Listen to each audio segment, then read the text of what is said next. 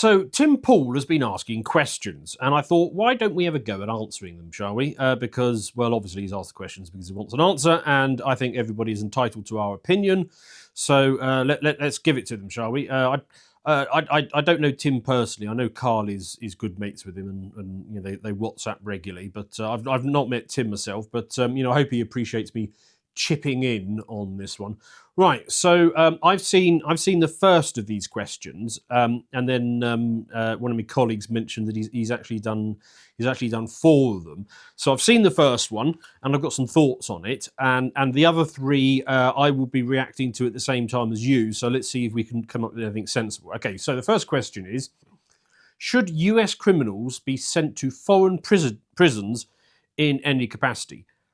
Okay, so first thing to note, US criminals, I think he might have meant US criminals who are also US citizens. That might have been what he meant, because of course you can be a criminal in the US without being a US citizen.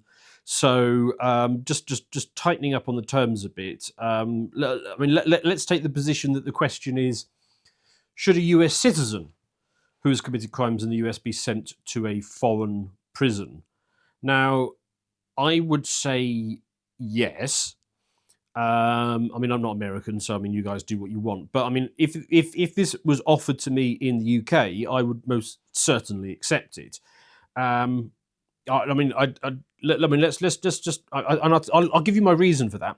My reason is that prisons always used to be the place that you spent time waiting to be punished. They were an interim step. You did something bad, you went to prison until they were ready to punish you. And in our modern age, the prisons have become the punishment in of themselves. And quite frankly, it's not unpleasant enough. Now, US prisons do try to make them a bit extra unpleasant. But prisons in the UK, for example, they're far too nice.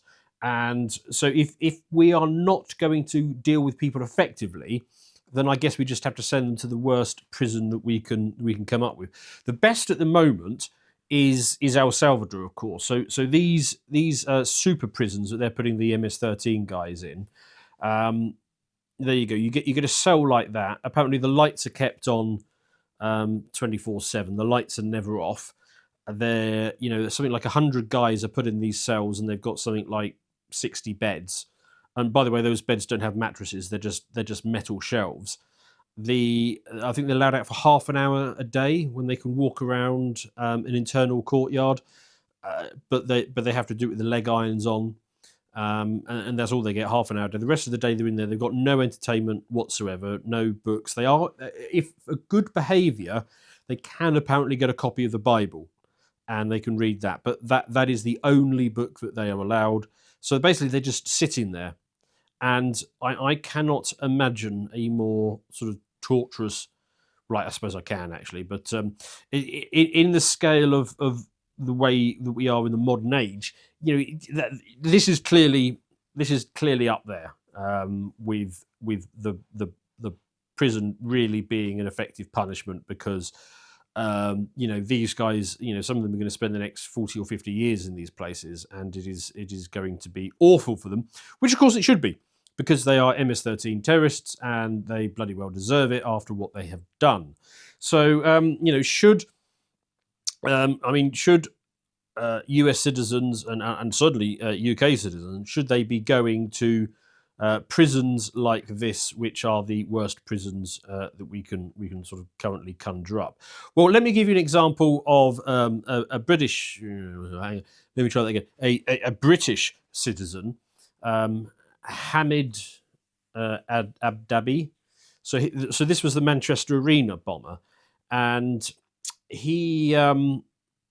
This was the brother. This is the brother of the bomber himself, the guy who secured the explosives. Now that bomb went off at Manchester Arena during I think it was an Ariana Grande. I'm not too up on this culture. A singer that's popular with children, and 22 people were killed by this explosion, and over 1,000 were injured. Some of them with awful, life-changing injuries that is going to, haunt them for the rest of their days. It was a truly horrific crime. Now, this guy, while he's in prison, he then throws hot oil at a prison guard and stabs them, 3 of them apparently, leaving them again with severe life-changing injuries. Carl made the point very effectively that this guy doesn't understand why he hasn't been executed. And of course, this goes back to my point that prison was always supposed to be the interim step. Why is this guy in a cushy prison where he has the liberty to move around, make and conceal weapons, queue up in a canteen near where they're frying things in hot oil? Clearly this man should be in something like the El Salvadorian prison. If we are going to live in this ultra feminized, wishy-washy liberal world, well, he should at least be in the El Salvadorian prison. And I'm sure that my American viewers can tell me of plenty of individuals who basically deserve the worst possible punishment. And if we're not going to execute them, well, an El Salvadorian prison is the right way to go. So I think that one is a fairly inescapable yes. Does anyone disagree? No, good. You all agree. So let's put down yes. 47%. Oh, that's interesting. Only 47% of people say yes to that one. Okay, well, they're wrong. It should be way higher than 47% agree to that one. Right, the next Tim Paul question. Haven't seen this one. Should US restrict voting only to those who have served in some type of public service? Okay, first reaction, no, because public service is incredibly broad. I mean, what could be included in that? Librarians, kindergarten teachers with blue hair, with weird sexual preferences that they can't stop telling the kids about. I mean, if it was just military types, firefighters, paramilitaries, then that starts to sound a bit more sensible. But the US has a vast state which has been treated as a job creation program for many decades. So what do the people who worked in USA, do they get to have a vote under this system? But the guy who builds a company or is a great father and coaches little league or whatever that is, does he not get a vote under this system? So no, because that's just way too broad. And actually, if you were to implement a system like that, what would happen? Because the left dominates public service, because right wingers tend to like to get stuff done, they would just be even more selective about who they bring in to make sure that they're only taking in crazy lefties, and then you just have a left-wing domination forever. So no, that is a silly question, Tim. It's obviously no, which 78% of people apparently agree with us. Sorry, I forgot to ask you. What do you? Yes, you agree with me. So that should be a no. Okay, fine. Next question from Mr. Paul. We've got 2 left. Should the US restrict voting to only military veterans? So I like the question at first blush. However, I'm still inclined to say no. And the reason being is, even if you are a militaristic society that puts the military at the front of everything, yes, it is right to respect the man that holds the rifle, but you also want the man who designs the optics that go on the rifle and makes the optics that go on the rifle. And if you're limiting it to purely people who have a military career, you're shutting out a hell of a lot of people who are contributing in many ways, who are very sensible, in favour of only military veterans, especially if it is a man's career. So on first blush, I'd have to say no. I mean, there is a version of this which is potentially much more sensible, which is something like a period of public service. So maybe boys who turn 16 are invited to do 2 years of national service, some sort of military-based, loosely military-based thing, where they 2 years, 18 months, a year, whatever it is, where they basically sort of go in with a squad of guys their own age, and they are on barracks. They've got some, one of those shouty sergeant major types who instills discipline in them. That appeals for a whole number of reasons. I mean, firstly, if you've got a good, well-adjusted kid, you're going to give him lots of physical instruction. You're going to give him, lots of discipline, which he may have a decent amount of discipline anyway. But I mean, beyond that, the group of guys that he goes in with, he's going to form a lifelong bond with those guys, and then he's going to have a group of guys. So if I was doing that, I would say, take a I don't know how you what is it, a company, the 100 guys or so, is that a company? You take 100 or so guys from a local area who all share, you all come from the same area. They're all reasonably like-minded and type stuff. You put them together. You shout at them a bit, you wake them up early, you make them run around, you teach them some other skills. They can do some other useful stuff on their year of public service. Maybe they can help out in whatever it is that you might need able-bodied young men to do for that period of the year. And the quid pro quo is, they learn how to use a rifle properly, and they learn some other things, and they learn a bit of running around and taking orders and that kind of stuff. And then at the end of the year, you can either invite them to join the military proper, or return to society as a voter. Now, if you did that, what you'd be doing is you'd be weeding out, basically low-T men and women, because they wouldn't want to do it. And so what you would be kind of filtering for is chaps who had at least a little bit of testosterone in their system, who weren't completely afraid of a bit of discipline.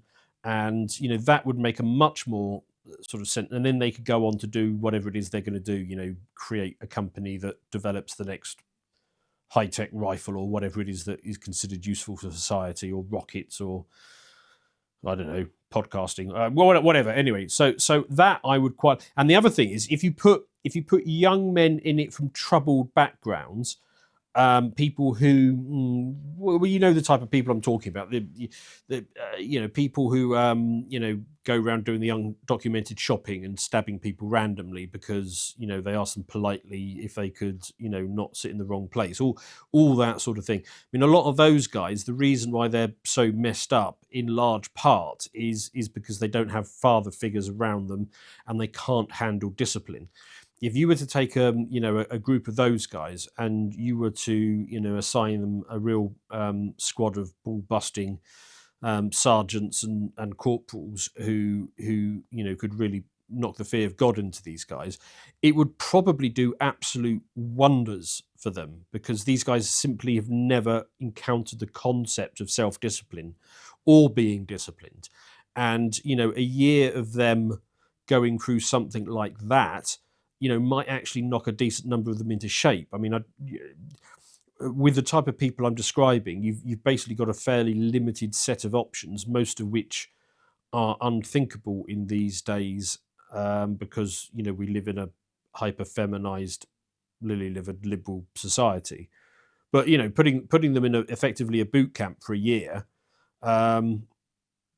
being instilled discipline into them, that might work. So I'm not sure that's what Tim had in mind, but I do like the idea of this. I just don't like the version that I first thought of, which is only people who've had a career in the militaries, because you're just excluding too many good people.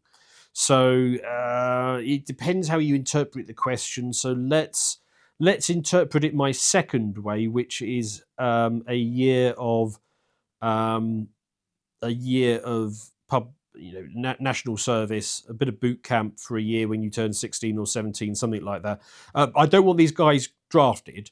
I don't want, and that's why I'm saying 16, 17, because I don't want while this program is getting up to speed and the voting system being changed over to this, I don't want these guys to be, sent off and stuck into the Ukrainian meat grinder. So that's why I think I want to get them fairly young before they are eligible to join the military, and then it has to be a choice to join the military after. So if it was that, I would say yes, which only 19% of people agree with. But they might be interpreting it the first way that I interpret it, which is only people who've had a full career in the military are eligible to vote, which I would disagree with. So anyway, give me your takes on that one. Right, the last and final question that Tim wants an answer to is: should we restrict voting only to net taxpayers? Yes, this is getting there, isn't it? Because, well, actually, the problem with this, right, is if you do net taxpayers, the military guys wouldn't get a vote, would they? Because they're paid by the state. And I'm pretty sure what he means by net taxpayers is only people who contribute more to the state than they take out. And if your salary, it comes from the state, which all military guys do, then you would, by definition, not be a net taxpayer, because your starting salary is paid by the state, which comes out of taxes. But maybe I'm reading that too harshly. Maybe he just means people who derive an income from any source, including the state, who pay taxes as opposed to get welfare or are in prison. If it was that, I mean, obviously, clearly, I mean, why are people on welfare? Actually, I'll tell you, here's an argument for why people on welfare, or people who just don't do anything, should have the vote, because of the draft. If we're living in a world where you can be drafted into the military if your political leaders make silly decisions and sent off to a war and die in it, then yes, I think you should have the vote. And that was the reality around the turn of the century, when a lot of this stuff was getting hashed out, because there were wars going on. Anyway, so that's my take on Tim Paul's questions. I would tell you not to be shy in giving me your opinion, but I know you won't anyway. So feel free to hit the comments with this guy's an idiot, or no, he's got this wrong, or maybe you might even think I've got it right. Whatever. If you have, you're very sensible. So let me know what you think. I hope if you're watching, Tim, you found that helpful.